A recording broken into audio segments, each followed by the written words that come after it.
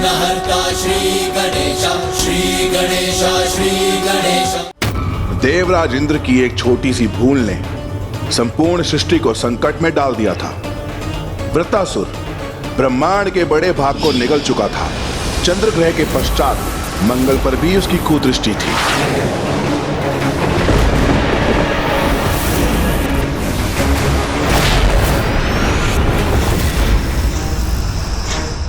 स्वामी, इस अनर्थ को रोकने के लिए आप स्वयं कुछ क्यों नहीं कर देते? नहीं देवी, इस असुर का जन्म तो देवराज इंद्र के अंत के लिए ही हुआ है। अतः मात्र देवराज इंद्र ही हैं जो ऋषि दधीची की अस्थियों से निर्मित वज्र से इस असुर का अंत कर सकते हैं।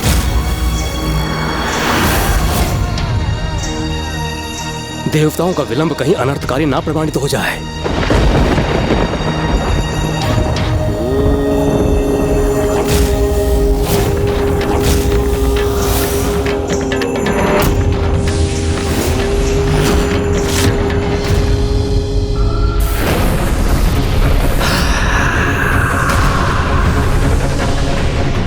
ये दुष्ट मंगल पर अपनी दृष्टि साध रहा है। मैं कैसे रोकूं इसे? ये विश्वकर्मा जी को इतना विलंब क्यों हो रहा?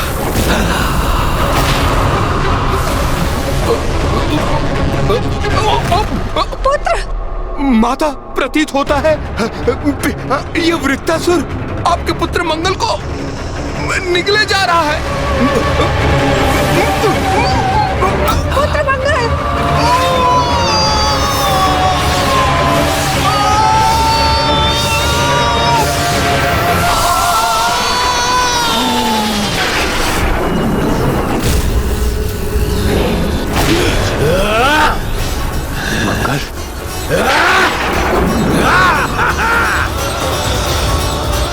ये मैंने क्या कर दिया?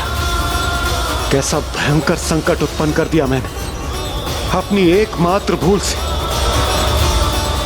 यदि मैं इसे रोकने में सक्षम होता तो मैं इसे अवश्य रोकता।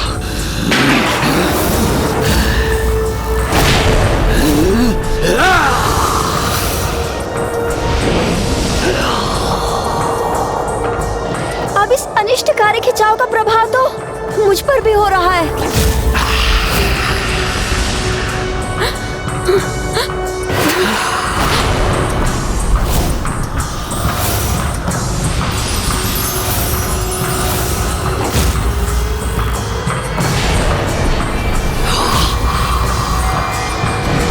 दुष्ट असुर, रोक दो अपने इस विनाश को। मैं तुम्हें सावधान करता हूं। शीघ्र मेरे हाथों में महर्षि दधीची की अस्थियों से निर्मित वो वज्र होगा जिससे प्रहार कर मैं तुम्हारा अंत करूंगा। कौन ऋषि दधीची?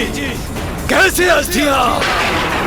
किसका भय दिखाकर भयभीत कर रहे हो मुझे इंद्रदेव? महाशक्तिशाली हूं मैं, वृत्तासुर हूं मैं। तुम मुझे किसी भी शस्त्र से तनिक भी क्षति नहीं पहुंचा सकते इंद्रदेव। किसी में भी इतनी शक्ति नहीं है कि मेरे सम्मुख आके मेरा सामना करे।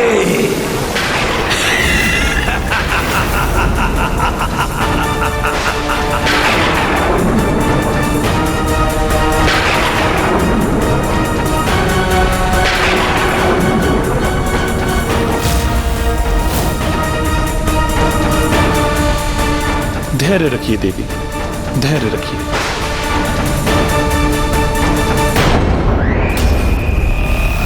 जहाँ स्वयं त्रिदेव असफल हो जाएं, वहाँ किसी साधारण ऋषि की अस्थियां क्या कर लेंगे इंद्रदेव? जिस अहंकार के प्रभाव में यह ऋषि दधीची का अपमान कर रहा है, वही अहंकार इसके सर्वनाश का कारण बनेगा। अपने कर्मों का दंड ये अवश्य भुगतेगा। और ये सुनिश्चित करूंगा मैं शनिदेव।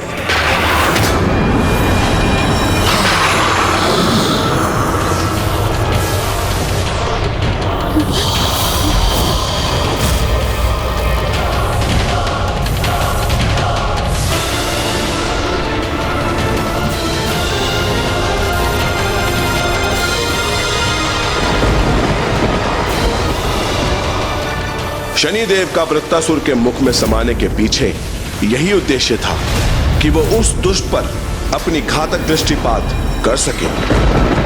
एक और तो पृथ्वी पर विकराल संकट छाया हुआ था जो देवराज इंद्र से देखा नहीं जा रहा था।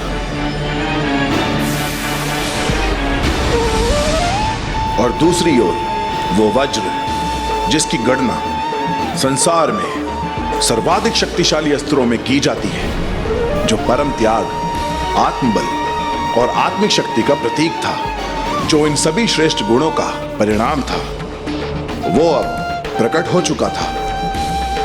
किंतु अभी इंद्रदेव उसे धारण कर पाने में अक्षम थे।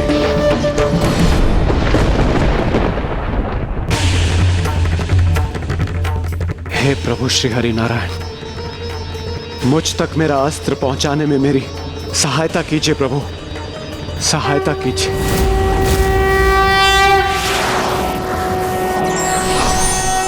ओम ये देवासो दिव्येकादशस्त्र पृथिव्यामध्येकादशस्त्र अप्सुक्षुतो महिनेकादशस्त्र ते देवासो यज्ञमिमं जुषध्वम्।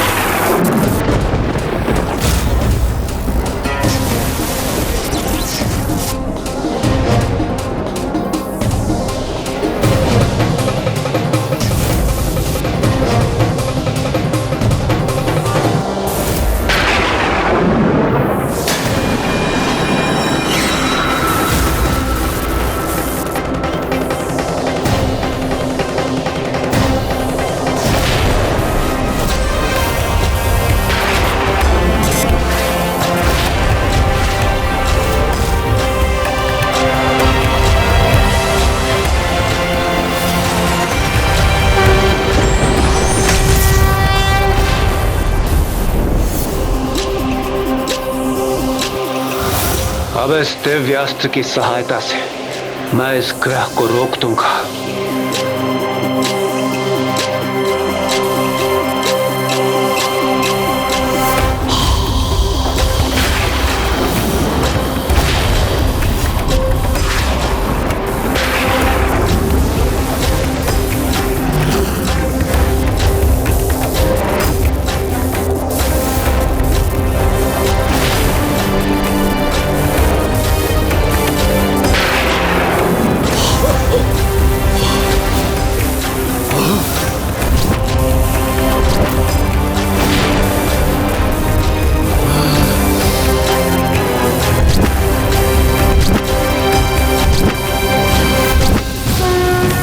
जय श्री हरि नारायण।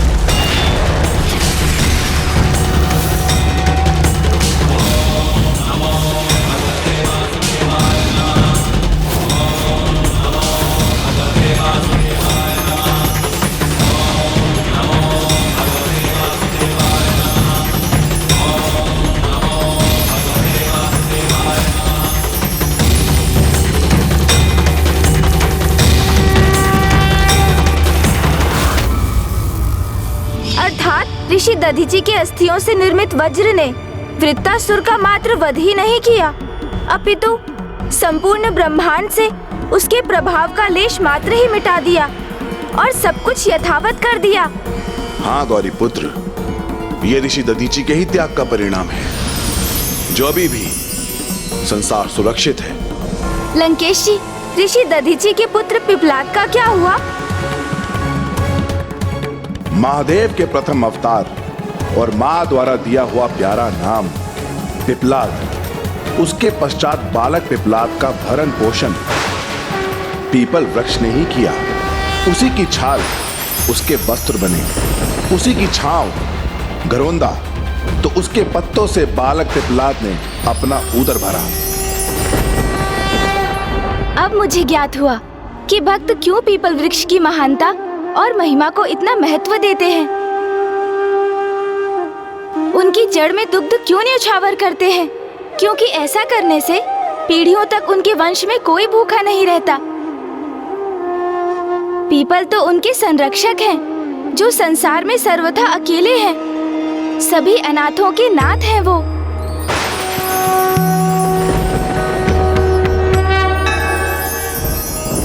आपका साथ तो अत्यंत आनंददायक है। मेरी जैसी कुशाग्र बुद्धि संपन्न यदि मेरी किसी से भेंट हुई है तो वो आप ही हैं गौरी पुत्र। मेरे एकमात्र संकेत से आप कथा का संपूर्ण मर्म समझ जाते हैं। मैं तो पुनः यही कहूँगा लंकेश कि इसमें आपका ही श्रेय है। आपकी ही संगति का प्रभाव है ये। लंकेश जी, जल ग्रहण कीजिए। माता अन्नपूर्ण की कृपा से पीपल वृक्ष को अन्य पोषक तत्व प्राप्त हुए जो स्वास्थ्य के लिए अत्यंत लाभदायक थे। ये एक ऐसे वृक्ष हैं जिनके निकट प्राण वायु प्रचुर मात्रा में सदैव रहती है। उसी पीपल वृक्ष के छत्र छाया में पलकर शिशु अवस्था से बाल अवस्था में पहुंचे प्रभु पिपलाद।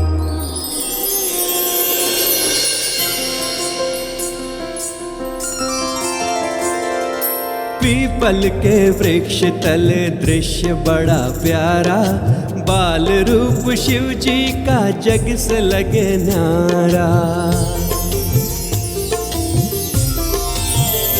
संध्या ढले झींगुर की लहरी भी आए, लोरी सुना के निद्रा प्रभु को कराए। ओ पीपल तले जागे सोए पत्रों को खाया, बाल से बालक बन के ज्ञान वही पाया।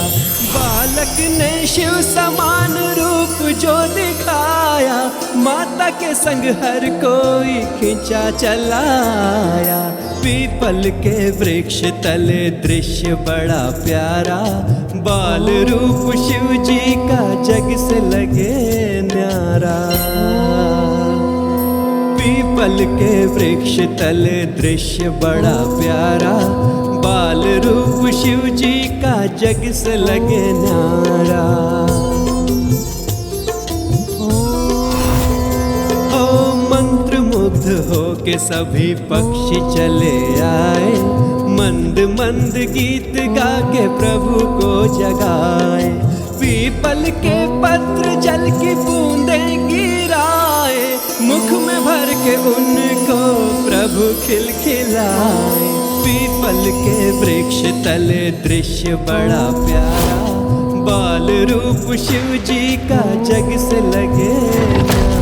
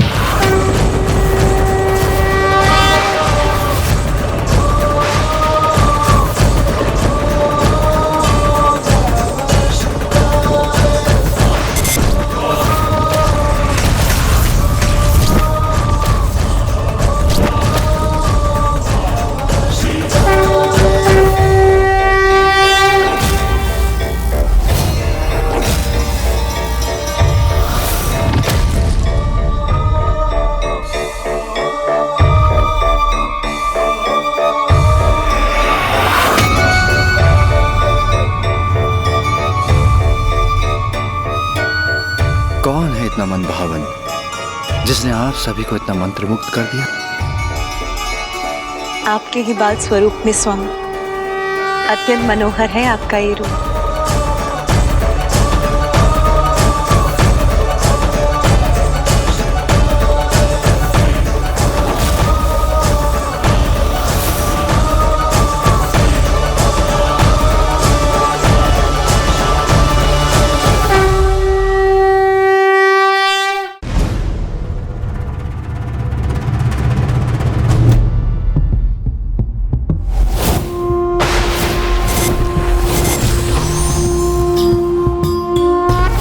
लंकेश, पिताश्री के बाल स्वरूप के दर्शन तो अत्यंत अद्भुत रहे होंगे ना? इसीलिए तो समस्त कैलाशवासी उनको देखकर भाव विभोर हो गए। पदेत्वर्चने पतति नमन कस्य न बचा, अर्थात मेरे प्रभु महादेव शिव शंकर शंभु अपने प्रत्येक रूप में अद्भुत है। ऐसी अनंत महिमा है उनकी, ना मन, ना बुद्धि और ना वचनों से उनकी पूर्ण व्याख्या संभव है। और प्रभु के अद्भुत दर्शन का ऐसा अलौकिक अपूर्व आकर्षण था जिससे सम्मोहित होकर कोई भी उनके निकट आने पर विवश हो जाता था। जैसे कुछ दिवसों के उपरांत ही शिव बाल रूप के दर्शन करने हेतु देव श्री नारद स्वयं वहां पहुंच गए और फिर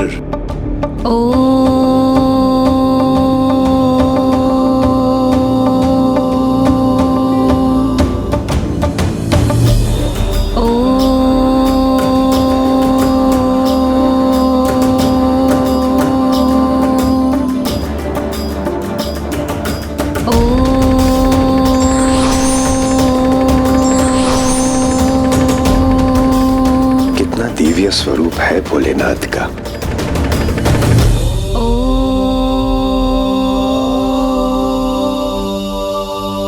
हे प्रभु पिपलाद, मैं आपके दर्शन पाकर धन्य हुआ।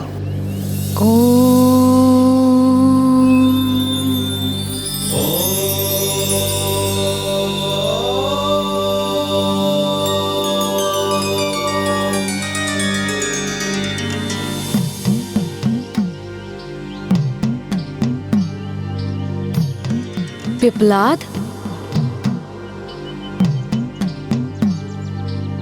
जगत में तुम पिपलाद के नाम से विख्यात हो। पिपलाद, कदाचित मैंने पूर्व में भी इस नाम का श्रवण किया है। क्या यही मेरा नाम है?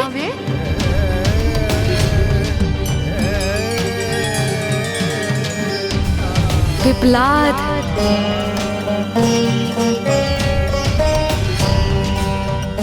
अवश्य।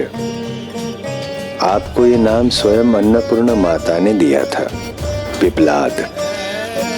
स्वयं जगत के पालनहार भ्राता श्री हरि नारायण पीपल वृक्ष के रूप तुम्हारा ध्यान रखेंगे पुत्र, और पीपल वृक्ष के पत्रों से पोषण प्राप्त कर तुम्हारा विकास होगा, और जगत में तुम पिपलाद के नाम से विख्यात, पिपलाद के नाम से विख्यात।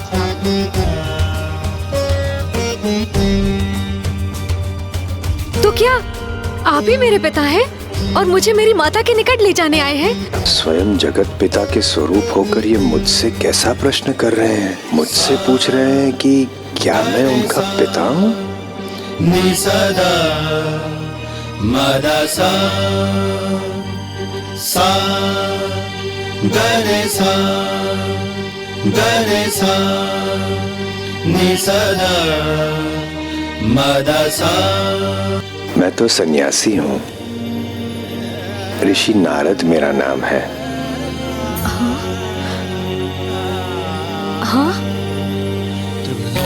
नारद, देवर्षि नारद। ओह, प्रणाम ऋषिवर।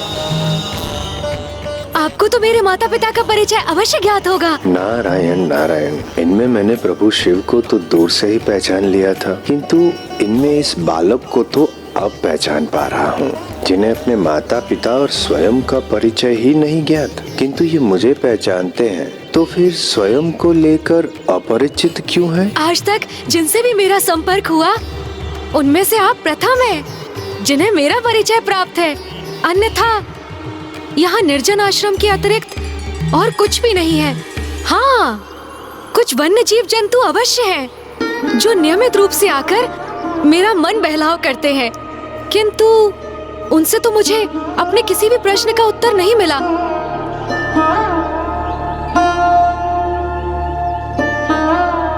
फिर इस पीपल वृक्ष की छाया ने ही मुझे मेरे माता पिता का स्नेह दिया, मेरा पालन पोषण किया। मैंने इनसे प्रश्न किया, मुझे तो कोई उत्तर नहीं दिया।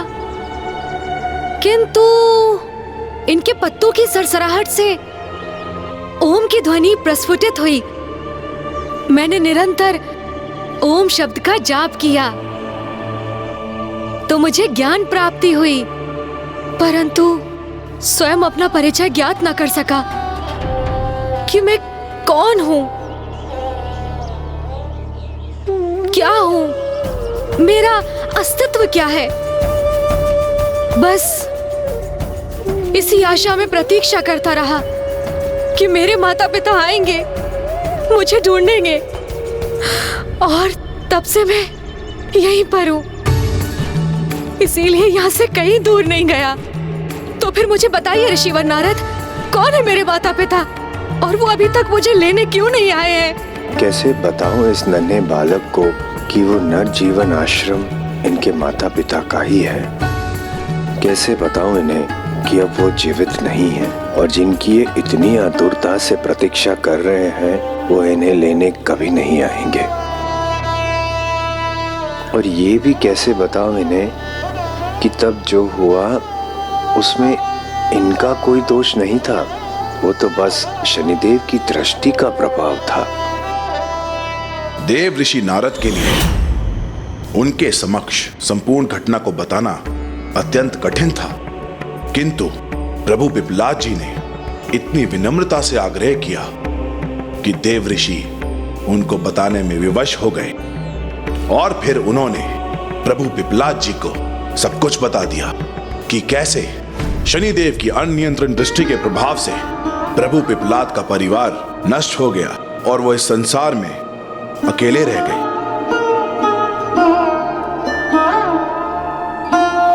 ऋषिवर, ऋषिवर,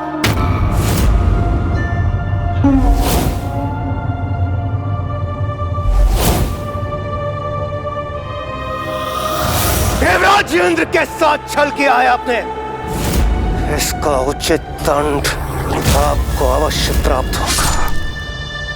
यदि मेरे पुत्र का अपमान या अहित हुआ तो मेरे क्रोध से कोई सुरक्षित नहीं रहेगा। ऋषि के क्रोध से उत्पन्न उस असुर के वध के लिए हमें एक ऋषि की अस्थियों से निर्मित अस्त्र की ही आवश्यकता है, और एक ऐसे अस्त्र के निर्माण के लिए हमें केवल ऋषि दधीची की ही अस्थियों की आवश्यकता होगी। जब इंद्रदेव के कृत्य के कारण समस्त सृष्टि पर वृत्तासुर के रूप में सृष्टि पर संकट छाया, तो ऋषि दधीची ने जगत कल्याण हेतु और वृत्तासुर का वध करने के लिए अपनी अस्थियों का दान किया, अपनी अस्थियों का दान किया। यदि आपने मेरी सहायता नहीं की और अपनी अस्थियों का ज्ञान नहीं दिया तो मेरे कारण इस समस्त सृष्टि का विनाश हो जाए। उनके इस महादान के कारण ही आज समस्त सृष्टि अपने स्थान पर स्थिर है। और माता सुवर्चा, आपकी माता ने अपने स्वामी के वियोग में अपने प्राण त्याग दिए।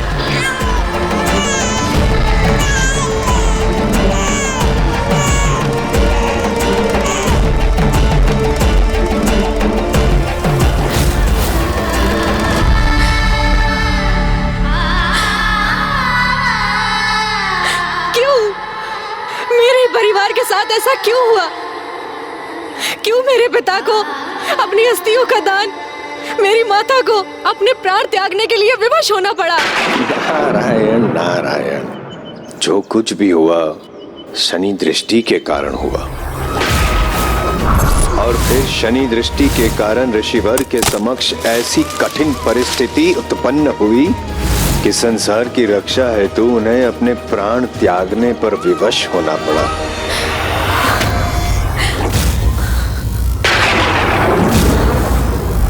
कहीं इस घटना को विस्तार से सुनाकर मैंने कोई भूल तो नहीं कर दी? जो कुछ भी हुआ शनि दृष्टि के कारण।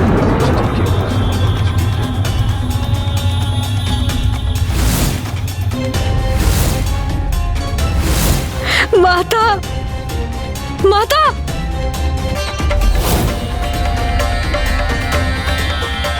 कैसा अनर्थ कर दिया मैंने। प्रभु पिपलाद के क्रोधावेश को जागृत कर दिया मैंने। नारायण नारायण।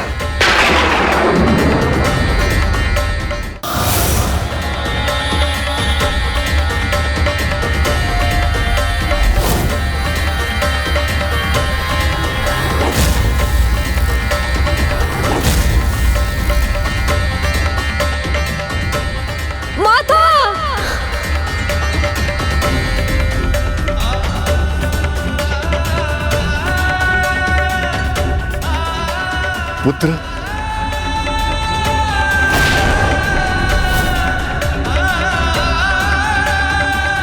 पिताश्री। पुत्र। हाँ?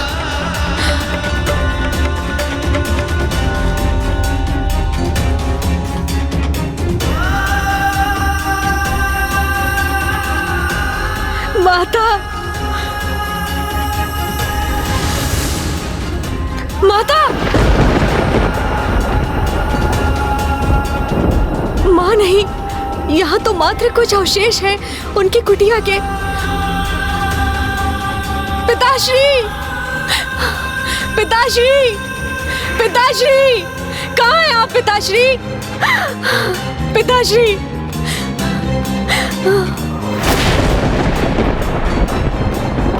पिताश्री, वो भी नहीं है यहाँ, मात्र उनकी चरण पादुकाएं हैं यहाँ।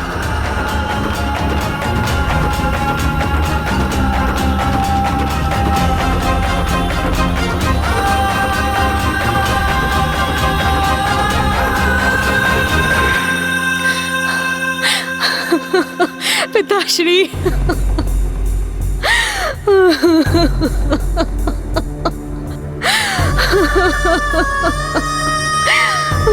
पिताश्री,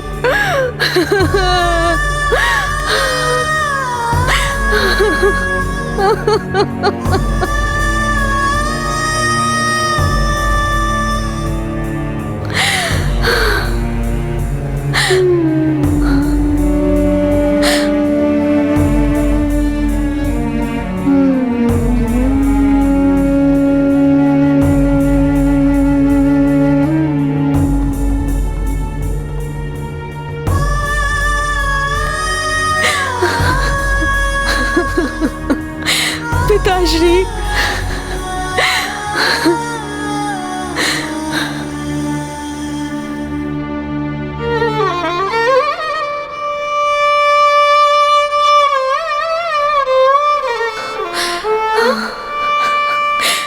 प्रणाम पिताश्री।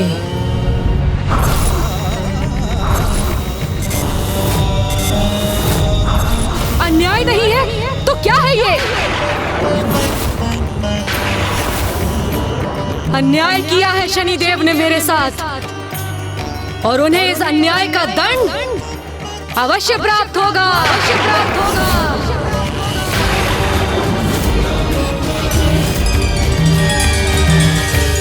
प्रभु पिपलाद के साथ तो ये बहुत ही दुखद हुआ लंकेश जी, और अब तो वे बहुत कुपित भी हो चुके थे।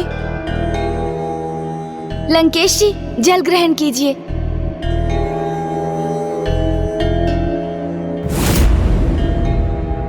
क्या सोचने लगे लंकेश?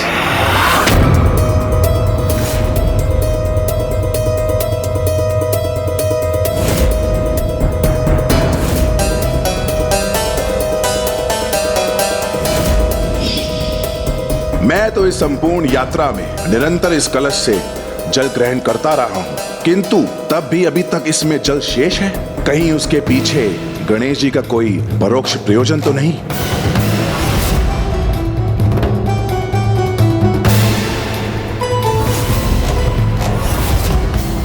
हम लंका नगरी पहुंचने के लिए 1/4 यात्रा पूर्ण कर चुके हैं।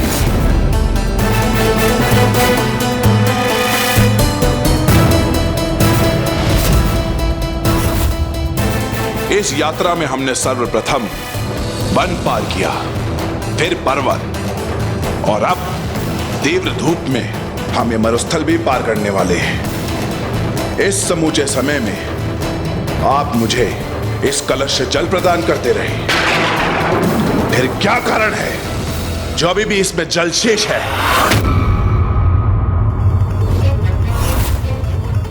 इन्हें तो मुझ पर संदेह हो गया।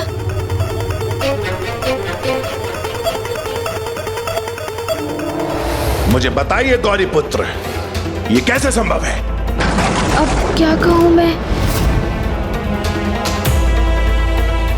इसमें आपका क्या गुप्त प्रयोजन हित है? इसके पीछे क्या आशय है आपका?